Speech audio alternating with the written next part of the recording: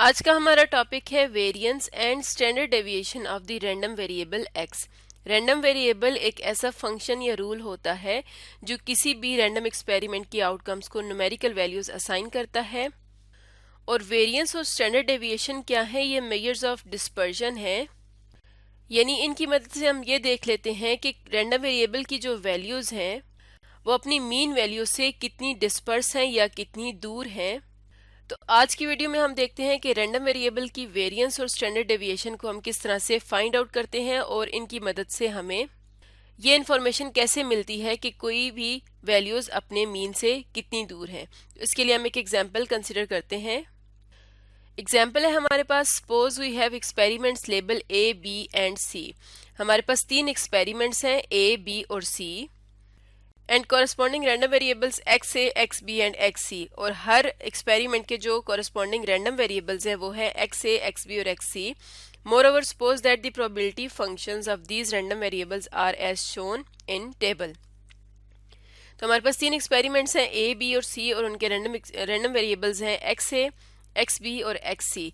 इनकी वैल्यूज़ और इनकी प्रोबेबिलिटीज़ हमें दी गई हैं, जैसे कि एक्स ए की जो वैल्यूज़ हैं वो +5 और -5 है और उनके अगेंस्ट प्रोबेबिलिटीज़ हैं +5 आने की प्रोबेबिलिटी है 0.5 और -5 आने की प्रोबेबिलिटी भी 0.5 है। इसी तरह हमें एक्स ए, एक्स बी और एक्स सी दिए गए हैं। Find the mean of each of these random variables and draw graphs of their density functions. तो सबसे पहले हम इन रैंडम वेरिएबल्स का मीन फाइंड आउट कर लेते हैं, उसके बाद उनके डेंसिटी फंक्शन का ग्राफ ड्रॉ करेंगे। तो हमारे पास 3 रैंडम वेरिएबल्स हैं एक्स ए, एक्स बी और एक्स सी। तो मीन यानी एक्सपेक्टेड वैल्यू जब हम एक्स ए की फाइंड आउट करेंगे तो हम किस तरह से फाइंड आउट करते हैं? रैंडम वेरिएबल की जो वैल्यू होती है, जो यहाँ पर है +5, उसको उसकी प्रोबेबिलिटी से मल्टीप्लाई करेंगे। +5 की प्रोबेबिलिटी है 0.5, फिर उसमें ऐड कर देंगे दूसरी वैल्यू का प्रोडक्ट यानी कि -5 और उसकी प्रोबेबिलिटी का प्रोडक्ट जो कि है 0.5।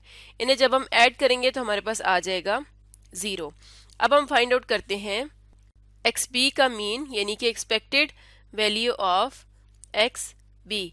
तो ये किस तरह से आएगी? एक्स बी की वैल्यूज हैं +1, उसकी प्रोबेबिलिटी है 0.25 +0 multiplied bye 0.5 plus -1 multiplied by 0.25।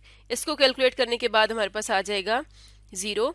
इसी तरह expected value of X C find out करते हैं।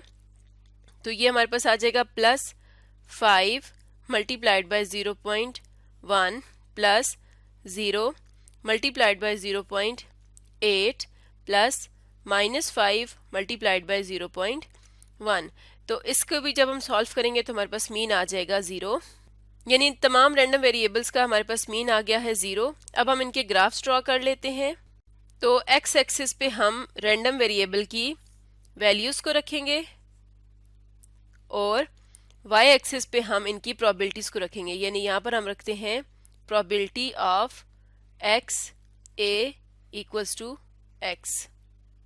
तो मिडल में यहाँ पर 0 आ जाएगा, 1 2 3 4 5, यहाँ पर 5 आ जाएगा, -1 -2 -3 -4 -5, यहाँ पर -5 आ जाएगा और यहाँ पर हम रखेंगे 0.5 और यहाँ पर आ जाएगा 1 प्रोबेबिलिटीज की वैल्यू। अब हम यहाँ पर इन पॉइंट्स को प्लॉट करते हैं। तो एक्स ए की क्या वैल्यूज थी? +5 और इसके लिए प्रोबेबिलिटी थी 0.5 और -5 के लिए भी प्रोबेबिलिटी है 0.5, यानी +5 की प्रोबेबिलिटी है 0.5, तो ये पॉइंट यहाँ पर आ जाएगा। इसी तरह -5 की प्रोबेबिलिटी भी है 0.5, तो ये पॉइंट यहाँ पर आ जाएगा।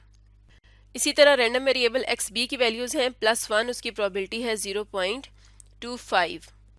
तो +1 कहाँ पर है? यहाँ पर, और इसकी प्रोबेबिलिटी है 0.25 जो कि यहाँ पर आ जाएगा।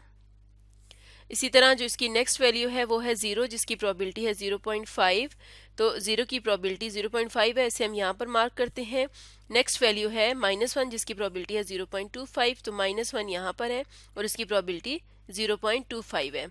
इसी तरह अब हम एक्स सी को देखते हैं। तो +5 की प्रोबेबिलिटी है 0.1, +5 की प्रोबेबिलिटी 0.1 यहाँ पर आ जाएगा। 0 की प्रोबेबिलिटी दी गई है 0.8, तो 0 यहाँ पर और उसकी प्रोबेबिलिटी ये 0.6 0.7 0.8, तो यहाँ पर आ जाएगी। इसी तरह से नेक्स्ट वैल्यू है -5 जिसकी प्रोबेबिलिटी है 0.1, तो -5 की प्रोबेबिलिटी है 0.1, ये यहाँ पर आ जाएगा। अब इस इंफॉर्मेशन की मदद से हम ये देख सकते हैं कि इन तमाम ये जो हमारे पास वेरिएबल्स थे XA, XB और XC, इनकी जो मीन वैल्यू या एक्सपेक्टेड वैल्यू है वो सेम है 0 0 0। लेकिन अगर हम उनके ग्राफ्स को देखें, जो इनके प्रोबेबिलिटी डेंसिटी फंक्शंस के ग्राफ्स हैं, तो इनके जो पॉइंट्स हमने प्लॉट किए हैं ये बहुत डिफरेंट ग्राफ्स हैं। यानी कि अगर हम XA के ग्राफ को देखें, यानी जो हमारा एक्सपेरिमेंट A है उसके ग्राफ को देखें, तो यहाँ पर इसकी वैल्यू 0 कहीं पर भी नहीं है, लेकिन इसकी जो वैल्यूज़ हैं +5 और -5, इनके आने की प्रोबेबिलिटी 0.5 है। अगर हम XB के ग्राफ को देखें तो यहाँ पर ये 0 के क्लोज वैल्यू ले रहा है और इसके 0 आने की जो प्रोबेबिलिटी है वो हाईएस्ट है, यानी 0.5। इसी तरह अगर XC को देखा जाए तो ये 0 के अलावा भी वैल्यू ले रहा है +5 और -5, लेकिन इसके 0 आने की जो प्रोबेबिलिटी है वो हाईएस्ट है, यानी 0.8 है। इस बात का मतलब ये है कि अगर इनके मीन सेम हो तो और ग्राफ डिफरेंट हैं, तो इसका मतलब ये है कि हम सिर्फ मीन की मदद से हम डाटा में डिफरेंशिएट नहीं कर सकते। हम इन तीनों डाटा सेट्स का नहीं बता सकते कि इनकी डिस्पर्जन किस तरह से है, क्योंकि इनके मीन सेम आ रहे हैं। इसका मतलब ये है कि इन डाटा सेट्स को मज़ीद स्टडी करने के लिए हमें कुछ और मेजर्स भी चाहिए होंगी मीन के अलावा, क्योंकि मीन से हमें पूरी इन्फॉर्मेशन नहीं मिलती। तो यहाँ पर इंट्रोड्यूस हम करवाते हैं वेरिएंस और स्टैंडर्ड डेविएशन को। तो वेरिएंस क्या है? वेरिएंस हमें मेजर ऑफ डिस्पर्शन बताएगी कि एक डाटा सेट मीन से कितना दूर है। तो इसकी डेफिनेशन क्या होगी कि अगर हमारे पास एक रैंडम वेरिएबल x है जिसकी हमें वैल्यूज़ दी गई हैं x1, x2 से xn तक, और इनकी हमें प्रोबेबिलिटीज़ दी गई हैं p1, p2 से pn तक, ये इनकी प्रोबेबिलिटीज़ हैं।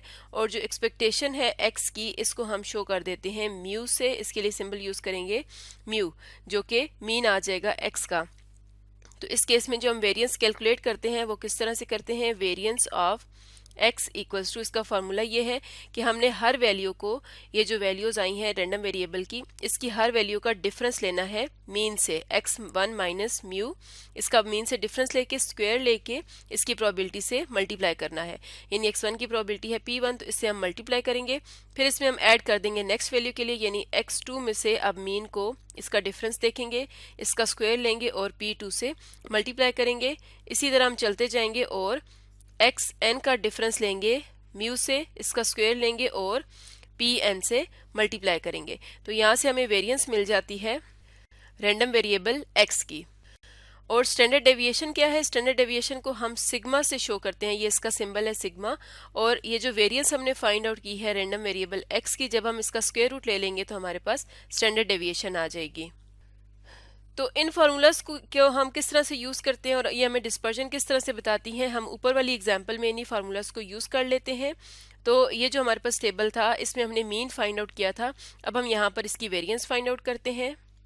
यही टेबल हम यहाँ पर नीचे कॉपी कर लेंगे और अब हम यहाँ पर वेरिएंस फाइंड आउट करेंगे। तो सबसे पहले हम वेरिएंस फाइंड आउट करते हैं रैंडम वेरिएबल x a के लिए। जैसे कि हम जानते हैं कि इन तमाम का मीन 0 आया था, तो सबसे पहली वैल्यू है 5 का 0 से डिफरेंस लेके स्क्वायर लेना है और उसकी प्रोबेबिलिटी से मल्टीप्लाई करना है। इसकी प्रोबेबिलिटी है 0.5।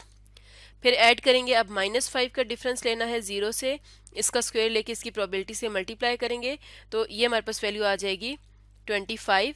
इसी तरह variance of XB find out कर लेते हैं, तो ये आ जाएगा, पहली वैल्यू है 1, इसका डिफरेंस लेना है मीन से जो कि 0 था, इसका स्क्वायर लेके इसकी प्रोबेबिलिटी है 0.25, इससे मल्टीप्लाई करेंगे, प्लस 0 का डिफरेंस लेंगे 0 के साथ यानी उसके मीन के साथ, और उसकी प्रोबेबिलिटी है 0.5, प्लस -1 का डिफरेंस लेंगे 0 से और इसकी प्रोबेबिलिटी है 0.25, और इसे जब हम कैलकुलेट करेंगे तो ये आ जाएगा 0.5। इसी तरह अब हम वेरिएंस फाइंड आउट कर लेते हैं रैंडम वेरिएबल XC के लिए। तो इसकी वैल्यूज हमें दी गई हैं। पहली वैल्यू है 5, -0 करेंगे, स्क्वायर लेंगे और उसकी प्रोबेबिलिटी है 0.1, उससे मल्टीप्लाई कर देंगे, प्लस नेक्स्ट वैल्यू है 0, इसका डिफरेंस लेंगे 0 से और इसकी प्रोबेबिलिटी है 0.8, प्लस -5 -0 का स्क्वायर और इसकी प्रोबेबिलिटी है 0.1। इसको जब हम कैलकुलेट करेंगे तो ये हमारे पास आंसर आ जाता है 5। और अब हम यहाँ पर इनकी स्टैंडर्ड डेविएशंस फाइंड आउट कर लेते हैं। तो स्टैंडर्ड डेविएशन यानी सिग्मा इसको हम सिग्मा ए कह देते हैं, यानी कि रैंडम वेरिएबल जो ए था उसके लिए हम फाइंड आउट कर रहे हैं। तो जब हम वेरिएंस का यानी वेरिएंस ऑफ एक्स ए का स्क्वायर रूट ले लेंगे तो ये हमारे पास इसकी वैल्यू आ जाएगी स्क्वायर रूट ऑफ 25। तो इसकी स्टैंडर्ड डेविएशन आ गई 5। इसी तरह सिग्मा बी हमारे पास आ जाएगा जब हम स्क्वायर रूट लेंगे 0.5 का।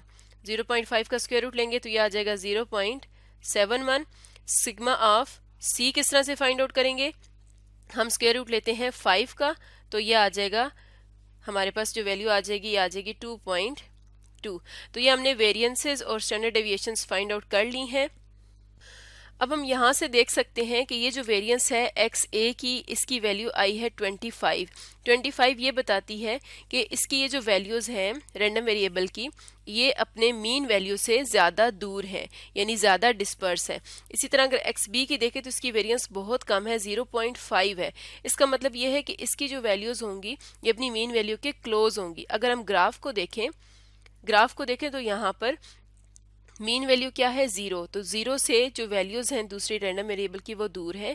लेकिन अगर हम एक्स बी को ग्राफ को देखें तो यहाँ पर मीन वैल्यू के क्लोज हैं। इसी तरह एक्स सी को देखें तो यहाँ पर उसकी जो वेरिएंस आई थी वो कितनी आई थी, 5 आई थी। तो 5 जो वैल्यू है वो हमें ये बताती है कि जो मीन वैल्यू से यानी 0 से जो उसकी वैल्यूज हैं वो क्लोज हैं और जो दूर होंगी उनकी दूर होने की प्रोबेबिलिटी कम होगी। यानी कि यहाँ पर जो 5 वैल्यू थी इसकी प्रोबेबिलिटी 0.1 है और जो 0 वैल्यू थी वो मीन के ऊपर ही है, यानी वो क्लोजेस्ट वैल्यू है। तो इस तरह से हमें वेरिएंस जो है वो ये बताती है कि जो डेटा सेट्स हैं या जो डेटा पॉइंट्स हैं वो मीन वैल्यू से कितने दूर हैं। और हम स्टैंडर्ड डेविएशन क्यों लेते हैं, यानी हम वेरिएंस का स्क्वायर रूट क्यों लेते हैं, वो हम इसलिए लेते हैं कि मिसाल के तौर पर अगर हम मीटर्स में बात कर रहे हैं, यानी अगर हम जिस प्रॉब्लम को सॉल्व कर रहे हैं उसका यूनिट मीटर्स है, यानी ये जो वैल्यू है 5 ये मीटर्स में है, इसका मीन भी मीटर्स में आया। जब हम इसको सब्ट्रैक्ट करके इसका स्क्वायर लेते हैं तो ये मीटर स्क्वायर बन जाता है।